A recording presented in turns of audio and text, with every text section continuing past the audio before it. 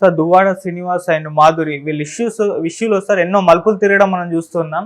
So మొన్న మన మాధురికి accident జరిగింది అని చెప్పేసి వార్తలు అయితే ఫుల్ వైరల్ అయ్యాయి సార్. అసలు యాక్సిడెంట్ జరిగిందా లేకుంటే ఎవరైనా చంపడానికి ప్రయత్నించారా అన్నట్టుగా కూడా చర్చ జరుగుతుంది. అసలు ఏం జరిగింది, మరి ఏం జరగబోతుంది అంటారు? దువ్వాడ శ్రీనివాస్ ఎమ్మెల్సీ టెక్కలి ఆయన, సో వైసీపీ, సో ఆయన ఇష్యూ కాబట్టి ఇది ఫోకస్ అయింది. మామూలుగా అయితే ఇలాంటివి ప్రతి ఇళ్లలో ఉంటుంది, ప్రతి వీధిలో జరుగుతుంది. కానీ ఇప్పుడు ఏంటంటే తెలుగుదేశం మీడియా స్ట్రాంగ్గా ఉంది కాబట్టి దీన్ని పెద్ద ఎత్తున చేసింది. దాని తర్వాత సోషల్ మీడియా కావచ్చు, యూట్యూబర్స్ కావచ్చు, ఇది కొంత జ్యూసీగా ఉంది, డ్రామా ఉంది. అంటే ఒక భర్త భార్య ఔర్ ఓ అనేది ఒక సినిమా ఉంది కదా, పతి పత్ని ఔర్ ఓ అని, అట్లాగా భర్త భార్య ఇద్దరున్నారు, ఇంకొక ఆమె ఉంది. ఇంతకంటే డ్రామా ఏం కావాలి? పైగా భార్య ఓపెన్గా అయింది, కూతుర్లు ఓపెన్ అయ్యారు. సో అందువల్ల ఇది ఇంట్రెస్టింగ్గా ఉంది. తెలుగుదేశం మీడియా దీన్ని జగన్కి అంటగట్టడం, ఆయన ఎవరు సజ్జల రామకృష్ణారెడ్డికి అంటగట్టడం, ఆయన వల్లే వీళ్ళు ఇది అయ్యారని ఒక న్యూస్ రాయడం, జగన్కి పొరుగు పోయిందని రాయడం, ఇది చేస్తున్నారు. ఇది నిజానికి పరువు దీనికి ఏం సంబంధం లేదు, ఇది వాళ్ళ ఫ్యామిలీ మ్యాటర్ యాక్చువల్గా. బట్ జనరల్గానే మనకి ఇవాళ ఇట్లాంటి జ్యూస్ ఐటమ్స్ ఎక్కువగా, మామూలుగా ఇవన్నీ గాసిప్స్ లెవెల్లో ఉంటాయి. ఇవాళ ఇది మేజర్ చర్చకి దారితీసింది. సో దీనివల్ల ఏమైందంటే మన బంగ్లాదేశ్ పరిణామాలు కావచ్చు, లేకపోతే ఇజ్రాయెల్ పాలస్తీనా ఇష్యూ కావచ్చు, లేకపోతే అదానీ హిండెన్బర్గ్ ఇష్యూ కావచ్చు, ఇలాంటివి కాకుండా ఈ జ్యూస్ ఐటమ్స్ని జనం ఎక్కువ చూస్తున్నారు కాబట్టి మేము ఇది ఎప్పటి నుంచో ఇది ఉంది, కోడి ముందా పెట్ట ముందలాగా జనం చూస్తున్నారు కాబట్టి మేము ఆ సినిమాలు తీస్తున్నాం అంటే, మీరు ఆ సినిమాలు తీస్తున్నారు కాబట్టి జనం చూస్తున్నారు అన్నట్టుగా మీడియా అండ్ ఇది కూడా ఉంది. జనరల్గా నేను చాలాసార్లు చెప్తుంటాను, యూట్యూబ్ లేదా వెబ్సైట్ ఇవాళ ఉన్న మోడల్ ఏంటంటే, ఎన్ని వ్యూస్ ఎక్కువ వస్తే అంత డబ్బులు వస్తాయి వీళ్ళకి, యాడ్స్ వస్తాయి, ఆ యాడ్స్లోంచి యాడ్ రెవెన్యూ వస్తుంది. సో దేనికి వ్యూస్ వస్తున్నాయో చూసుకొని దాన్ని పెంచుకుంటూ వెళ్తారు, అది అరిగిపోయే వరకు. ఇంకా సో అది వ్యూస్ తగ్గిపోయినాయనుకో ఆటోమేటిక్గా వేరే దానికి జంప్ అవుతారు. ఇది మోడల్ అన్నమాట. సో క్లియర్గా వ్యూయర్స్ దేనికి వెళ్తూ ఉన్నారు అని, అది లేనప్పుడు నువ్వు ఎంత హంగామా చేసినా అవి చూడరు. కొన్ని ఇష్యూస్ ఉంటాయి, పెద్ద ఎత్తున బ్యాంగ్ బ్యాంగ్ అన్నట్టుగా ఇస్తారు కానీ అడేమి చూడరు. కాబట్టి ఫైనల్గా వ్యూయర్స్ని బట్టే ఈ మోడల్స్ సర్వైవ్ అవుతున్నాయి. నా దృష్టిలో అయితే వ్యూయర్స్ని బట్టే వీళ్ళని అనేకంటే కూడా వ్యూయర్స్ అవి చూస్తున్నారు కాబట్టి వాటిని ఇస్తా పోతారు వీళ్ళు. అవి లేదంటే ఆపేస్తారు, ఇంతే సింపుల్. ఇది వీళ్ళు అనుకున్నా కూడా కొన్ని విషయాల్ని క్రియేట్ చేయలేరు. యూట్యూబ్ ఛానల్ కానీ వీళ్ళు కొంత ట్రై చేస్తారు కొన్ని విషయాలు చేద్దామని, చేసినా చేయలేరు, ఎందుకంటే ఇన్హెరెంట్గా అవి జనాలను ఆకట్టుకో. సో అలాగా ఇప్పుడు ఈ దువ్వాడ శ్రీనివాస్ది వీళ్ళది లేటెస్ట్ డెవలప్మెంట్ ఏంటంటే, నిన్న దివ్యల మాధురి అని ఆమె అనఫిషియల్గా దువ్వాడ శ్రీనివాస్కి భార్య అని చెప్పచ్చు. అంటే పెళ్ళి అనేది లేదు కానీ కలిసి ఉంటున్నారు, గత 2 ఏళ్ళ నుంచి సహజీవనం చేస్తున్నారు. లీగల్గా భార్య అయిన వాణితో ఆయన కలిసి ఉండట్లేదు 2 ఏళ్ళ నుంచి. సో లీగల్గా విడాకులు తీసుకోలేదు. ఆమె ఆల్రెడీ ఈయనకి వ్యతిరేకంగా నిలబడాలనుకునింది, దాన్ని మళ్ళీ వాళ్ళు ఏదో మార్చారు, డబ్బులు ఏదో ఖర్చు పెట్టించారు, ఇవన్నీ జరిగాయి. ఆయన ఏం చెప్తున్నాడంటే, నేను ఈ దివ్యల మాధురి ఎవరో కాదు, ఆమె డ్యాన్స్ టీచరు, ఆమె నాకు పరిచయం చేసింది నా భార్య వాణిని. పరిచయం చేసిన తర్వాత నాకు ఆ అమ్మాయికి అఫైర్లు ఉన్నాయని ఈమె క్రియేట్ చేసి పుకార్లు క్రియేట్ చేసింది. దాంతో ఆ అమ్మాయి ఆల్రెడీ అమ్మాయి ఇష్యూస్లో, అమ్మాయికి పెళ్ళయింది, 3 పిల్లలు. ఆ అమ్మాయి ఇష్యూలో ఉండి దీన్ని ఈ ప్రచారాన్ని తట్టుకోలేక తన ఆత్మహత్యకు పాల్పడింది. ఆ టైంలో నేను సేవ్ చేశాను, దాంతో ఆ అమ్మాయి నాతో ఉండడం మొదలుపెట్టింది. అలాగే మేమిద్దరం, నాకు కూడా నా భార్యతో పడలేదు, అందుకని మేమిద్దరం కలిసి ఉన్నాను, నేను నాకు ఆస్తి అంతా కూడా కూతురికి ఇచ్చేసానని ఆయన చెప్తున్నాడు. ఈమె వాణి ఏమో అతను అంతా అబద్ధాలు చెప్తున్నాడు, ఆమె నా భర్తని ఇది చేసింది అని ఆమె చెప్తుంది. సో వాళ్ళ నాన్న ఎవరు, మన వాణి వాళ్ళ నాన్న కూడా సంపతి రాఘవరావు, ఆయన కూడా రంగంలోకి వచ్చాడు నిన్న. ఆయన ఏమంటున్నాడు, అసలు ఈ దువ్వాడ శ్రీనివాస్కి ఆస్తి అంతా నేనే ఇచ్చానని అతను అంటున్నాడు. సో ఈమె దివ్యల మాధురి, ఆమె కూడా ప్రెస్తో మాట్లాడింది.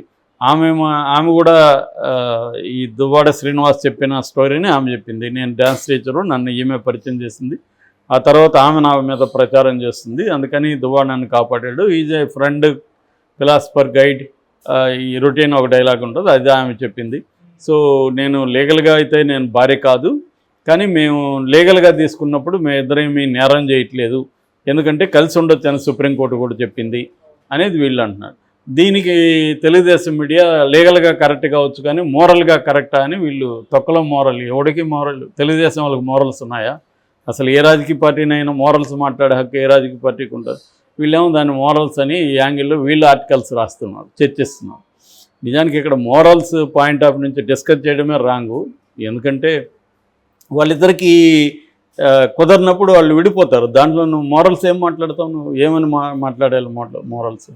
సో కాబట్టి ఈ మోరల్స్ మాట్లాడలేము. లీగల్ పొజిషన్ ఏందనేది అది లీగల్ సిస్టమ్ ఉంది, దాంట్లో ఆమె వీళ్ళకి ఎవరికి లీగల్ సిస్టమ్ మీద కూడా నమ్మకం లేదు. ఇప్పుడు వానికి లీగల్ సిస్టమ్ మీద నమ్మకం ఉంటే ఆమె లీగల్గానే ట్రై చేయొచ్చుగా, ఎందుకు బహిరంగంకి వచ్చింది? ఇప్పుడు ఆమె ఎవరు? లావణ్యకి లీగల్ సిస్టమ్ మీద ఉంటే ఆమె కోర్టుకు వెళ్ళాలి కదా, ఛానల్కి ఎందుకు వచ్చింది? అంటే వీళ్ళకి ఎవరికి కూడా లీగల్ సిస్టమ్ మీద నమ్మకం లేకనే పబ్లిక్గా బదనాం చేసి బ్లేమ్ చేసి వాళ్ళని అరెస్ట్ చేసి చేద్దామని అదే పనిష్మెంట్ అనేది వాళ్ళు ఫీల్ అవుతారు. లేదు కొంత బ్లాక్మెయిల్ లాగా ఉంటుంది, వాళ్ళు ప్రెజర్ అవుతారు, దాంతో మనం కోరుకున్న డబ్బులు ఇవన్నీ కూడా జరగచ్చు అని కూడా అనుకోవచ్చు. ఏదేమైనా అది నిన్న ఈ దివ్యల మాధురిది ఒక యాక్సిడెంట్ జరిగింది. ఆమె టెక్కల నుంచి పలాసకి తన స్కోడా కార్లో తనే డ్రైవ్ చేసుకుంటూ వస్తుంటే లక్ష్మీపురం టోల్గేట్ దగ్గర ఆగి ఉన్న ఒక మారుతి కార్ని, ఇగ్నిస్ అనుకుంటా, కార్ని గుద్దినప్పుడు ఈమె బెల్ట్ వేసుకొని ఉంది, ప్లస్ ఎయిర్ బ్యాగ్స్ ఓపెన్ అయినాయి. దానివల్ల ఈమెకి సివియర్ గాయాలేం లేదు, బాగానే ఉంది. హాస్పిటల్లో కూడా మాట్లాడుతుంది, చిన్న చిన్న గాయాలైనాయి. సో హాస్పిటల్లో ఆమె ఏం మాట్లాడుతుందంటే ఫస్ట్ టైం ఇది యాక్సిడెంట్ అనుకున్నారు, లేదా వాణి బంధువులు ఏమన్నా ఈ అమ్మాయిని యాక్సిడెంట్ చేశారని కూడా పుకార్లు వచ్చాయి, హత్యాయత్నం కూడా పుకార్లు వచ్చాయి. అయితే ఆమె టీవీతో పోలీసులతో మాట్లాడుతుంది, నేనే ఇది యాక్సిడెంట్ కాదు, నేను కావాలనే గుద్దాను, చనిపోదామనే గుద్దాను, సో నన్ను ఇప్పుడు కూడా కాపాడకండి మీరు అని చెప్తుంది. ఎందుకు చేసావని అడిగితే నన్ను బదనాం చేస్తే పర్లేదు, నేను ఇన్వాల్వ్ అయినాను కాబట్టి నన్ను చేయొచ్చు, కానీ నా పిల్లలు, వాళ్ళు 3 పిల్లలు, వాళ్ళని కూడా లాగుతున్నారు, వాళ్ళ మీద ఇది దుష్ప్రచారం చేస్తున్నారు, వాళ్ళు చాలా బాధగా ఉన్నారు, దాన్ని నేను చూసి తట్టుకోలేకపోయాను, అందుకని చచ్చిపోదామని, నేను చచ్చిపోతే ఈ సమస్య సాల్వ్ అవుతుందని ట్రై చేశానని చెప్తుంది. ఆమె ఆల్రెడీ ఆమె కొంత ఆత్మహత్య నేచర్ ఉన్నట్టు కనబడుతుంది. ఎందుకంటే గతంలో కూడా ఆమె ఆత్మహత్య చేసుకున్నప్పుడే కదా తను కాపాడాడని మనకు తెలిసింది. సో ఈ కాంటెక్స్ట్లో మళ్ళీ ఆమె ఆత్మహత్య వైపు వెళ్ళడం అనేది ఒక ఇందులో విషాదమైన అంశము. ఏదేమైనా ఆమె ప్రాణాలతో అయితే బయటపెట్టింది. ఇప్పుడు ఇది ఇంకా సాల్వ్ అవుతుందా, ఇంకా కంటిన్యూ అవుతుందా? ఎందుకంటే దీన్ని సాల్వ్ కానికుండా చూసుకునే మీడియా బలంగా ఉంది. తెలుగుదేశం వాళ్ళు దీన్ని మ్యాక్సిమం పెంచి పోషిస్తారు. మొన్నటి వరకు విజయసాయి రెడ్డి ట్రై చేశారు, సో అదే అయిపోయింది. ఇప్పుడు విజయసాయి రెడ్డి ఏమైందో ఎవడికి తెలియదు, దాన్ని పక్కన పెట్టేశారు. ఇప్పుడు ఇది తీసుకున్నారు. అంటే తెలుగుదేశంకి ఉన్న లక్ష్యం ఏంటి? 5 ఏళ్లలో వైసీపీని ఇటు జనాల్లో లేకుండా చూడాలి, ఫిజికల్గా వాళ్ళని బలహీనం చేయాలి, జగన్ని జైలు వేసేయాలి, వాళ్ళ మీడియాను మూసేయాలి, ఇట్లా వైసీపీకి సంబంధించి సర్వశక్తుల్ని వీక్ చేసేసి దాన్ని లేకుండా చూసుకోవాలి. 2029కి బాగా బలహీనం చేసేస్తే మనం సునాయాసం గెలవచ్చు అనేది తెలుగుదేశంకి ఉండదు. అది ఎవరికైనా అధికారంలో ఉన్న పార్టీకి అదే లక్ష్యమే. బీజేపీకి ఇప్పుడు అదే లక్ష్యమే కదా, ప్రాంతీయ పార్టీలని తొక్కేయాలి, కాంగ్రెస్ని తొక్కేయాలి, మనం అధికారంలో ఉండాలనేది మోడీకి ఉన్న లక్ష్యం. అదే లక్ష్యం వీళ్ళకి కూడా ఉంది.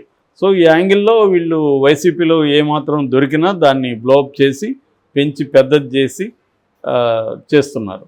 అదేదంటారు కదా, కోతిపుండ్ర బ్రహ్మరాక్షస్ అని చిన్న గాయాన్ని బాగా కిలికి వదిలిపెడుతున్నారు. వీళ్ళకి ఇంకొకటి వచ్చే వరకు ఇది చేస్తుంటారు, ఇంకొకటి వచ్చినాక దీన్ని పక్కన పెట్టేస్తారు. కాబట్టి అంతవరకు వీళ్ళు తట్టుకోవాలి. మరి ఏం జరుగుతుందో చూడాలి. అతను కూడా బాగా డిస్టర్బ్డ్ క్యాండిడేట్ లాగా ఉన్నాడు. దువ్వాడ ఆయన కోపంగా ఎగరడం కానీ అవన్నీ కూల్గా సాల్వ్ చేసుకునేటివి కనబడలేదు. అంటే డ్రామాకు కావాల్సిన లక్షణాలు వీళ్ళు 3లో ఉన్నాయి. వాణి అట్లాగే ఉంది, శ్రీనివాస్ అట్లాగే ఉన్నాడు, ఈమె దివ్యల ఏమైతే ఇంకా సినిమాటిక్గా ఉంది. ఇప్పుడు ఆమె రీల్స్ కూడా బయటకు వచ్చాయి. ఆమె అల్లరనే ఖడ్గంలో సాంగ్ రీల్ ఒకటి బయటకు వచ్చింది, ఆమె దాన్ని పెట్టి డ్యాన్స్ చేస్తుంది. సో జనాలకు కావాల్సిన మసాలా అంతా వీళ్ళు